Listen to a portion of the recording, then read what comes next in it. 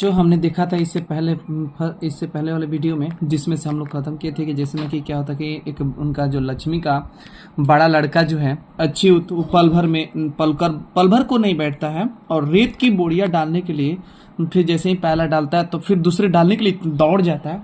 मतलब कि इतना ये झटपट कार्य करता है, इतना झटपट कार्य करता है कि एकदम मतलब कि ऐसे फुर्तीला, मानो उसका शरीर में करंट दौड़ रहा हो। खतरे से जूझने के लिए सभी लोग इकट्ठे हुए थे।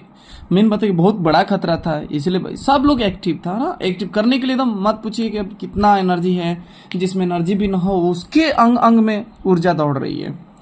तो अब आगे क्या होता है कि सरपंच ने गुणनिधि से कहा कि एक काम करो गुणनिधि, घर घर खबरें पहुंचवा दो और सबको सतर्क कर दो कि जो बाढ़ है ना, पानी का मतलब बाढ़ का पानी जो है बढ़ता जा रहा है और कल शाम तक यहाँ पहुंच जाएगा।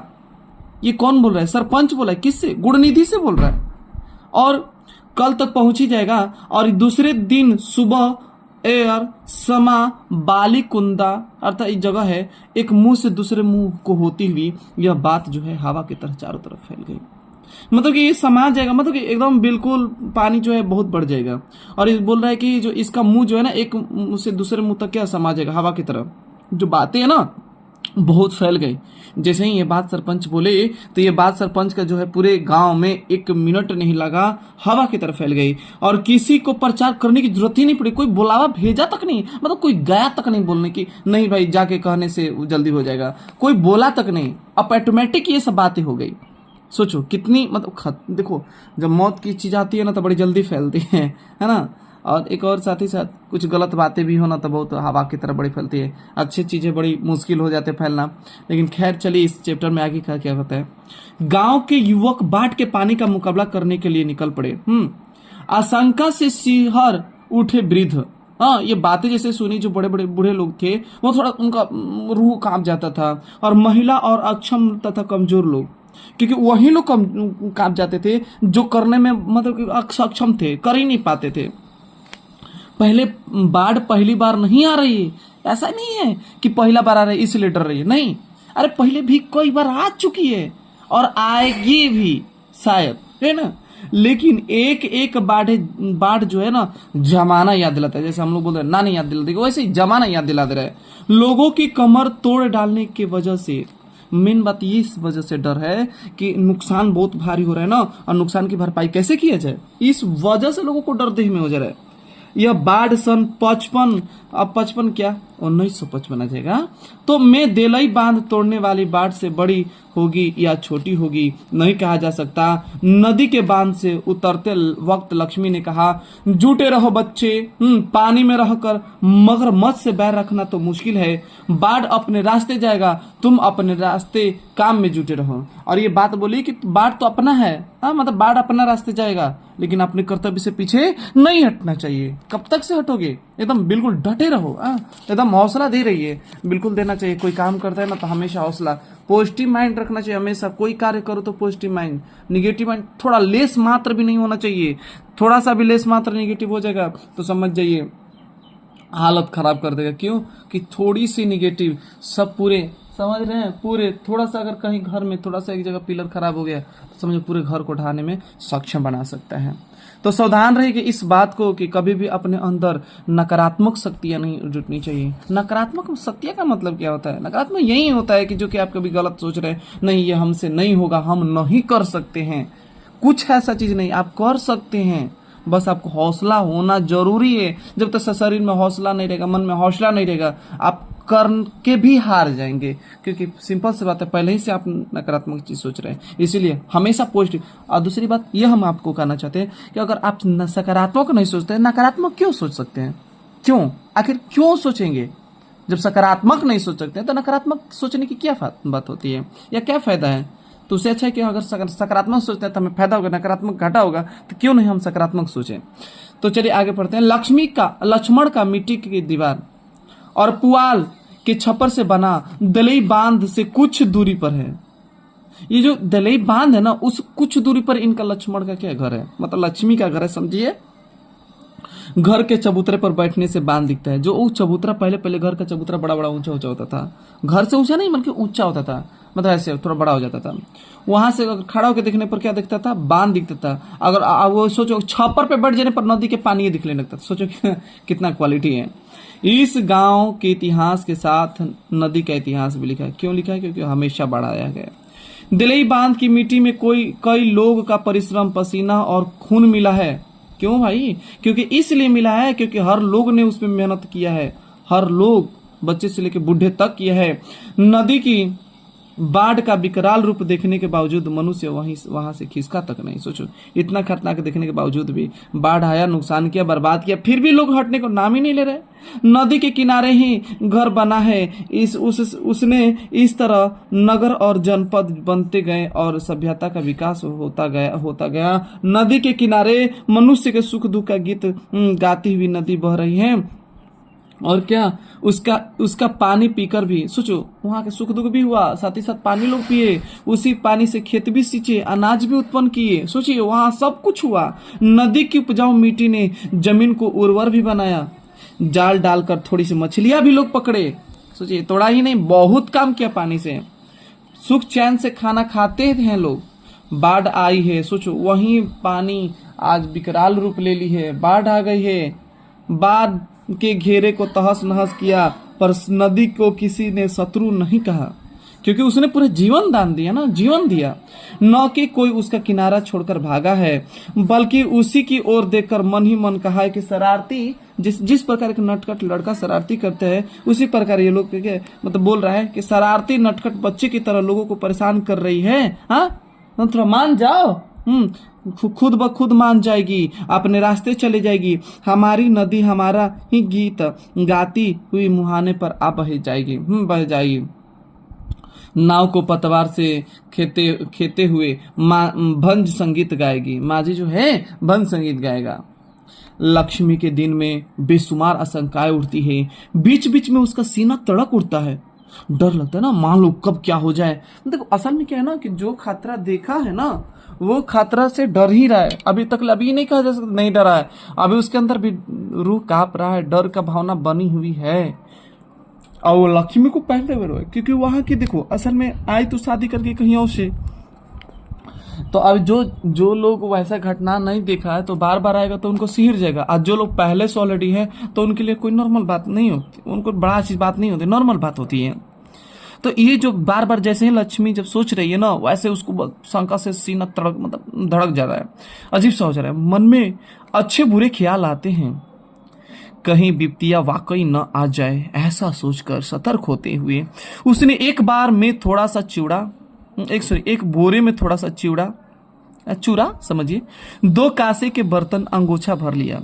अब डर हो गया, लग रहा है कि बाढ़ आ ही जाएगा, तो क्यों ना घर को छोड़कर कहीं और ऊंचे टीले पे जाए, क्योंकि बाढ़ जब भी है ना तो ऊंचे टीले ही एक साधन ही बनता, कहीं और बन ही नहीं सकता। सन 55 वाली घटना उसे आज तक याद है। वाह, क्या बात है। उस समय सास ससुर और पति के साथ ऊंचे स्थान पर चढ़ गई थी। तब भी एक बोरे में थोड़ा सा चिवड़ा, कुछ कपड़े और 2-4 बर्तन रख लिए थे उन्होंने। मन रह रह कर चौंक रहा था, लक्ष्मण होते तो कुछ सहारा होता। हाँ, ये बात सही है। देखो, कुछ भी हो जिंदगी में, पति पति ही होता है और हर मुश्किल में साथ देता है। भले पत्नियां जो होती हैं लड़ जाती हैं पति के लिए, नहीं ये वो वगैरह वगैरह। देखो, सच बताया जाता, पति पत्नी एक होते हैं और दुनिया कुछ भी कहे, क्योंकि भगवान ही जो रिश्ता बनाए हैं वो कभी कभी गलत नहीं हो सकता। उसके लिए भले लोग पता नहीं क्या क्या सोचते होंगे। और एक और हम बता दें, बहुत से आप लोग पढ़े भी होंगे संस्कृत अगर बिगर में भी, कि जो हमारा रथ का पहिया है, ठीक है, स्त्री और पुरुष का एक चक्का होता है, और एक जब तक से दोनों एक साथ नहीं चले तो वो रथ टूट के बिखर जाएगा। तो जिंदगी भी ऐसे ही होती है, सेम टू सेम। जब तक से एक साथ न चला जाए ना, तो किसी का भी जिंदगी अच्छे नहीं चलेगी, कहीं ना कहीं बिगड़ ही जाएगा। वो और पुरुष हो चाहे स्त्री हो, एक दूसरे के लिए बने ही हैं। लक्ष्मण होते तो कुछ सहारा होता, साहस बांधता, क्या बच्चों को लेकर इतने बड़े संकट का मुकाबला कर सकेगी। देखो, ये अब सोच रही है, सब लेखक भी बोल रहा है। बड़ा जो लड़का है अच्युत, सारी रात नदी के बांध पर रहेगा, कहीं बाढ़ का पानी कहीं बाढ़ का पानी जो है बांध न तोड़ दे, इसलिए रत जगह हो गई। रत जगह मतलब रात भर जगह है। बांध के किनारे किनारे रत जगह की व्यवस्था की गई। रात को मूसलाधार बारिश हो रहा थी, फिर भी लड़कों ने अपना मोर्चा नहीं छोड़ा। कुछ भी हो जाए भाई, जान देखो, अब ये अगर थोड़ी सी भी गड़बड़ी हो गई तो कहीं ना कहीं किसी की जान जाने वाली है। उसकी कुछ ख्वाहिशें, कुछ तो किया नहीं जा सकता, वहीं डटे रहे। ठिठुरन, अब देखो, अब बारिश हो रही है, उसी में सोचो, कल्पना करो, सोचो, इमेजिन करो कि अब वही में हवा चलने लगी, तो सोच रहे हो ना, वो ठंडी हो, पानी हो, हवा एसी की तरह काम है, एसी का फ्रिज बन जाएगा और इतना ठंडा लगता है कि मत मान पूछो क्या हालत गुजरती होगी हवा से। कहने में तो बहुत अलग होता है, लेकिन करने के बाद तो हालत इतनी खराब होती है ना, मत पूछिए। एकदम अनुमान से नहीं, कुछ बातें होती हैं, ऐसा लगता है, देखो कुछ कहानियाँ ऐसी होती है कि खाली सुनने में अच्छा लगता है, दर्द भरी, लेकिन जब जिंदगी पे गुजरता है ना, तो लगता है मानो कि पहाड़ टूट के गिर गया, जीने का कोई उम्मीद ही नहीं रह जाता है। तो वही हाल हो जाता है। भरी हवा रह रह कर सिहर उठता था उनका शरीर, फिर भी जिद्दी से काम में जुटे हुए थे सभी। मनुष्य जिद कर रहा है अपनी दिक्कत खुद दूर करने के लिए, वो अपने हार मानने को तैयार ही नहीं। कभी कभी कुछ हार मानने पर भी सोल्यूशन हो जाता है, लेकिन ये लोग हार मानने के तैयार नहीं, जो भी होगा देखा जाएगा, लड़ेंगे, करेंगे, सब कुछ करेंगे।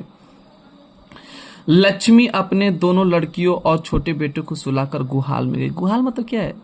हाँ, गौशाला में, पढ़ लोगे यहीं पर, खुद पता चलेगा। बाद में समय न मिले इसलिए उसने गाय और बछड़े को गले से पगा को दे। भाई भागो, तुम भी स्वतंत्र हो, फ्री रहो, क्यों जान देनी है? हाँ, जान देने की कोई बात ही नहीं, एकदम आराम से फ्री रहो। और क्या बोला इस बात को आगे, कि बोला क्या कि दोनों बकरियों को भी कमरे में खुला छोड़ दिया। हाँ, अपना जान बचा भाई। घर की सारी चीजें एक कमरे में इकट्ठा करके ताला लगा दिया। देखते देखते रात बीत गई। सुबह होते होते बाढ़ के पानी के लिए नदी में जगह नहीं बची थी। मतलब कि पूरा का पूरा नदी डूब चुका है, पानी है ना पूरा एकदम ऊपर ओभर हो गया है, बस अब फैलने वाला है। बारिश की रफ्तार में कोई फर्क नजर नहीं आया। उसने नदी के बांध की ओर देखा। बांध पर अभी भी लोग काम कर रहे थे। गुड़निधि, कौन कौन? गुड़निधि, अच्युत, शंकर, मकरा, चंद्रा, सभी हो करके आस पास के लोगों को सतर्क करे, भाई बचो बचो, भागो, पानी आ रहा है, बस जितना जल्दी हो सके ऊपर ऊंचे टीले पे जल्दी जाओ। दिन के उजाले में सिर्फ पृथ्वी की गर्मी ही नहीं बढ़ती, आदमी भी चुस्त हो जाता है और भी तेजी से काम करने लगता है। हठात जरा नीचे की ओर ताड़ के पेड़ के पास पानी की तेजी धारा किनारे से आ टकराई। टकराते ही पानी बांध के दूसरी ओर लांग गई। सोचो, ताड़ के पेड़ जैसे टकराया तैसे पानी लांग गया, जैसे ऐसा मानो कि 10 वर्षीय गोल मटोल बच्चे की तरह। सूर्य देवता दिखलाई नहीं दे रहे थे, फिर भी लक्ष्मी ने अंदाज लगा कि समय 12 से कम नहीं है। गुड़निधि गाला फाड़ फाड़ कर चिल्ला रहा है कि रेत की बोरी लाओ, तार के पेड़ के पास नदी घुसती चली आ रही है, जल्दी लाओ, इतनी चिल्ला रहा है जोर से। क्योंकि भाई खतरा है, एक लोग से नहीं ना, बहुत खतरा है, क्योंकि थोड़ी सी मिस्टेक हो जाएगी तो हालत खराब कर देगा। ये जिंदगी की सवाल है। एक के अगर जान जाए, अगर सैकड़ों बच जाए तो उस जान देना बहुत जायज हो जाएगा। ऐसी जिंदगी हो जाती है कभी कभी। चलिए आगे। और क्या बोला कि अब देख लिए क्या बोला है ना कि गांव के लोग अब घुसी चले रहे। गांव के छोटे बड़े जो भी लोग है वहां इकट्ठा होकर रेत की बोरी और डीमा पत्थर ढोने लगे। गुड़निधि ने 2 लड़कों को गांव के लोगों को ऊंची जगह पर चढ़ाए, ऐसा कहने के उद्देश्य से गांव भेज दिया। आप सोचो, गुड़निधि बहुत चालाक लड़का था ना भाई, कंटक से पढ़ के आया था, तो वो सलाह दे के काम करो, तुम लोग जाओ और जितने लोग हैं ना कमजोर चाहे जैसे भी लोग हो, उनको जितना हो सके, कमजोर लोग होंगे उनको मदद कर दो, ऊंचे टीले पे चढ़ा दो, और जो लोग तरतजा मजबूत होंगे उनको बोल दो कि चढ़ने के लिए, खुद से एकदम आगे बढ़ने के लिए जितना हो सके गाँव खाली करो। भाई डूब जाएगा तो फिर क्या होगा। दूसरी बात, पल भर में शराब मच गया और पूरे गांव में लोग हाँफते हुए टीले की ओर दौड़ने लगे। टीले के नीचे स्कूल है। कईयों ने स्कूल में शरण ली। 4 कमरों में 200 से करीब लोग खचाखच भर गए। कहाँ? स्कूल के कमरों में। बाकी लोग टीले पर चढ़ गए। तेज बारिश और हवा की वजह से टीले पर बरगद की शाखाएं इधर उधर डोल रही थी। अब बाप रे बाप, वहां भी कहीं जगह बचा नहीं है, अब सब लोग चल रहे हैं। पेड़ के नीचे देवी का थान बारिश के पानी से भीग चुका था। साल में एक बार जो आता था, एक बार चैत संक्रांति वही सकर्मा, अरे खिचड़ी जब आता है उसको बोल रहा है। इसी टीले पर मेला लगता है, देवी पर बलि चढ़ाई जाती है। आसपास के लोग के मतलब गांव के लोग इकट्ठे होते हैं, खरीद बिक्री, मतलब मेला समझो है, तो खाओ मेला में छोला। नाच गाना भी होता है। उस वक्त टीले पर चढ़ने वाले लोगों के चेहरे में रौनक होती थी, किंतु आज सभी किसी आशंका से थरथरा कर कांप रहे हैं, मानो सब और आशंका में बदल चुकी है। कौन जाने क्या होगा, सिर्फ मां चांडेश्वरी का ही भरोसा है। तो हम पॉइंट यहीं तक रहने देते हैं, ठीक है, पॉइंट यहीं तक रहने देते हैं क्योंकि ज़्यादा हो जाएगा और लॉन्ग वीडियो हो जाएगा। और देखिए इसके बाद जो कहानी क्या होती है, किस तरीके से आगे जाता है, कि क्या वो जो सोचो कि मतलब कि जो वो स्कूल है उसमें 4 लोग जो चार कमरों में 200 से करीब लोग भर गए हैं खचाखच, क्या उसकी स्थिति क्या होती है, क्या पानी डुबा ही देता है, क्या कितने लोगों की मौत कराता है, क्या कराता है, इसके आगे हम अगले नेक्स्ट वीडियो में जानेंगे। और ये कहानी किस तरीके से लक्ष्मी को क्या हासिल होती है, क्या उसने जो गाय भैंस को खोली, हाँ गाय को खोली, बकरिया को खोली, तो क्या अकेले वो चढ़ पाती है टीलों पे या नहीं चढ़ पाती है, क्या संभाल पाती है, या उसके साथ कैसा दुर्घटनाएं घटती है, हम अगले नेक्स्ट वीडियो में जानेंगे इसकी कहानियों का। ओके, तो आशा करेंगे इस कहानी यहाँ तक समझ में आ गई होगी। तो thank you for watching video. जाते जाते लाइक एंड सब्सक्राइब करना ना भूलिएगा, जिससे मुझे भी हौसला बढ़ने का, ठीक है।